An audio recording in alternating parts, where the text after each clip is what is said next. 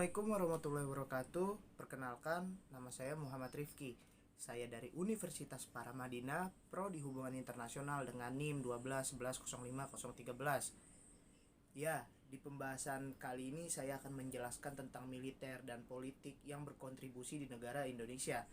Hubungan sipil dan militer selalu menjadi objek perbincangan yang hangat di masyarakat Indonesia, baik saat menjelang pemilihan presiden dan wakil presiden di Indonesia tentunya.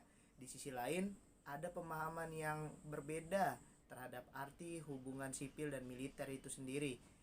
Berhembusnya gelombang reformasi juga turut berpartisipasi dalam pembukaan ruang yang lebih besar lagi bagi pembahasan tentang wacana hubungan sipil dan militer yang dikaitkan dengan proses demokrasi. Selama ini kita mengenal hubungan sipil dan militer bukan saja hanya dibangun atas doktrin militer, namun di mana doktrin tersebut kurang populer di kalangan masyarakat, utamanya masyarakat sipil, serta doktrin tersebut tidak pernah menjadi wacana perbincangan di kalangan publik. Pemahaman yang jelas dan benar tentang hubungan sipil dan militer harus dapat didefinisikan atau dirumuskan dengan jelas dan benar, serta dapat diimplementasikan di Indonesia dengan meletakkan dan memperhatikan kepentingan nasional. Namun, faktanya berbeda. Kita lihat dari sejarah bangsa Indonesia yang menyatakan terhadap dampak kegiatan militer sehingga sipil dan militer menjadi kental dan perlu adanya suatu interaksi yang harmonis. Kemudian membangun hubungan sipil dan militer yang lebih harmonis. Upaya untuk membangun format baru hubungan sipil dan militer dalam masyarakat yang demokratis memerlukan landasan yang lebih fundamental, dan ini menjadi poin penting terbentuknya pemerintahan yang lebih demokratis, mencakup rule of law. Akuntabilitas publik dalam kaitan ini adalah delicts and balance tentang otonomi militer dalam kebijakan personal, penentuan tingkat kekuatan, masalah pendidikan, serta doktrin militer. Kemudian rangka mencari dan merumuskan hubungan baru sipil dan militer yang lebih harmonis harus ada kemauan dari semua komponen, baik bangsa yang berlandaskan nilai moral dan sikap mental yang saling menghormati satu sama lain dan menghargai satu sama lain, serta saling bekerja sama untuk mewujudkan Indonesia yang lebih demokratis. Dan pada akhirnya, berdasarkan prinsip yang ditetapkan, harus sesuai otoritas pengambilan keputusan. Apa saja sih yang dikehendaki dari hubungan sipil dan juga militer? Tentu ini adalah suatu pertanyaan yang menarik. Dan pertanyaan-pertanyaan ini yang sering muncul di publik, yang mengakibatkan bergulirnya reformasi hubungan antara sipil dan juga militer itu sendiri, yang tidak hanya berembus di Indonesia, namun secara global. Ini sering dibicarakan oleh pakar-pakar politik dan juga militer yang hanya mengaitkan dengan proses demokratisasi dan dampak yang diakibatkan oleh proses tersebut.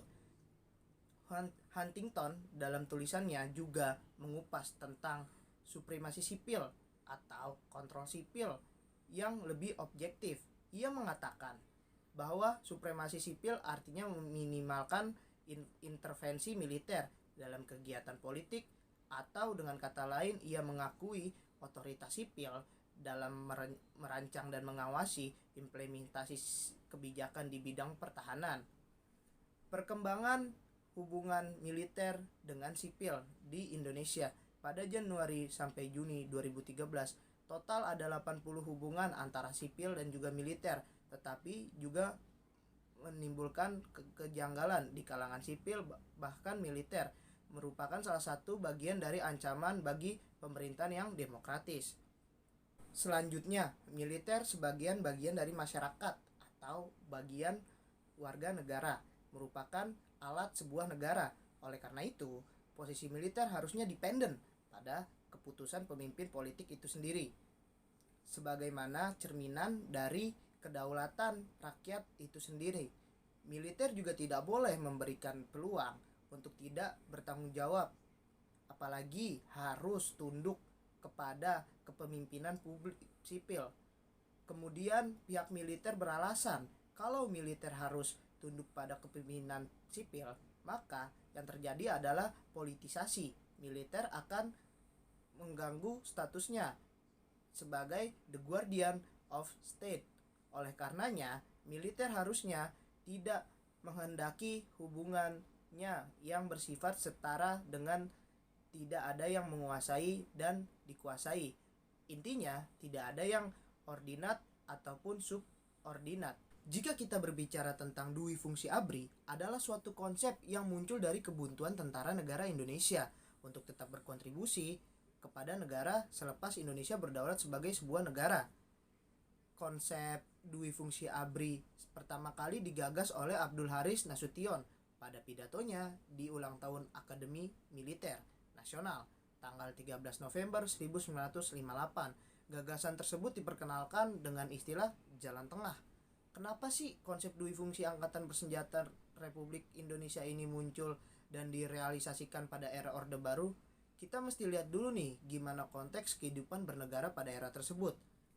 Yang kita tahu dan kita lihat, kalau setelah negara Indonesia merdeka, ada berbagai tantangan dari pihak luar yang mengancam kedaulatan negara Indonesia.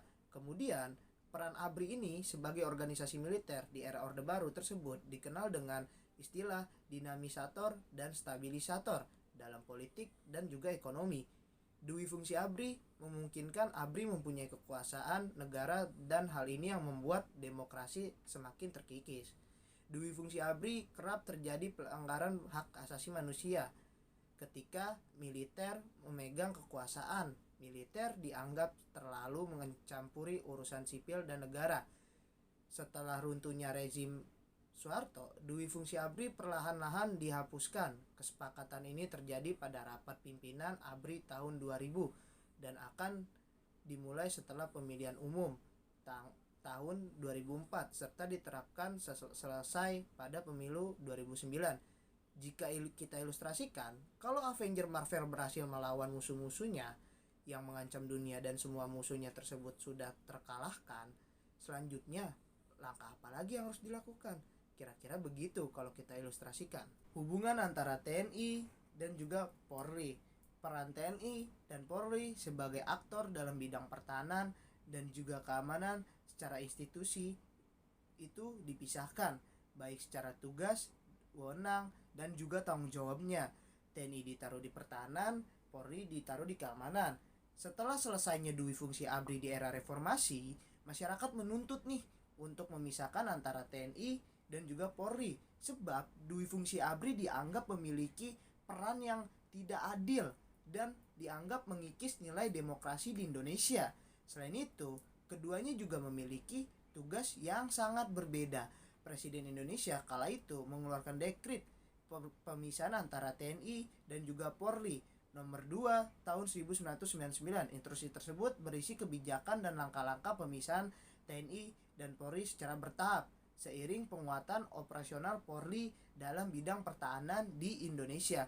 Beralih ke masa pemimpinan negara Indonesia yaitu Presiden Megawati, beliau mengeluarkan undang-undang tentang Polri nomor 2 tahun 2002 dan disusul undang-undang TNI nomor 34 tahun 2004. Kemudian tak kala negara sedang diancam bahaya baik dari dalam maupun dari luar negeri, Polri memiliki hak dan tanggung jawab untuk membantu TNI.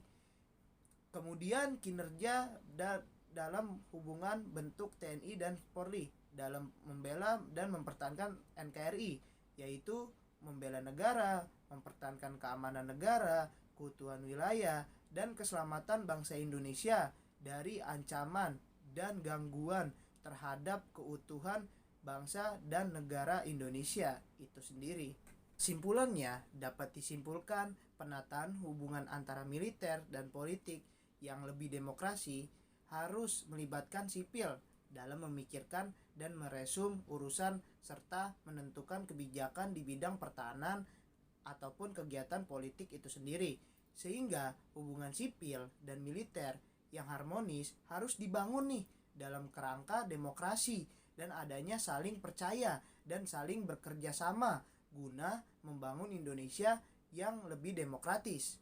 Hal ini akan menambah keseluruhan komponen bangsa yang terlibat baik sipil, militer maupun Polri harus saling berdampingan dan saling menghormati dalam profesi masing-masing dalam wadah demokrasi.